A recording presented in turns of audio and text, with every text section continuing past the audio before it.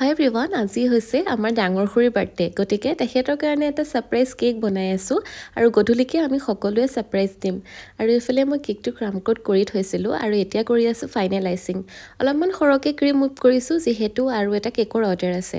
আৰু কেকৰ ডিজাইনটো নিজৰ ফালৰ পৰা ৰাখিছো মই আৰু এই ডিজাইনটো প্ৰথমবাৰ কাৰণে বনাইছো আৰু আজি কেকটোত মই ৰ'জ ইউজ কৰিম মানে ৰ'জ দিম গতিকে এটো হৈছে কেকৰ ফাইনেল লুক কেনেকুৱা লাগিছে কবচোন মোৰ কিন্তু বিৰাট মৰম লাগিছে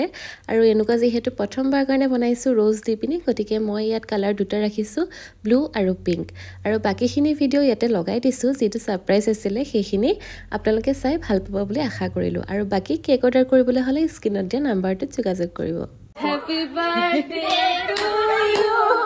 Happy birthday to you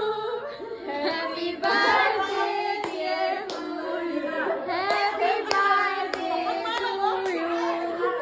Puri birthday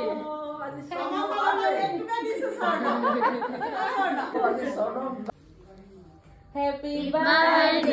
to you Happy birthday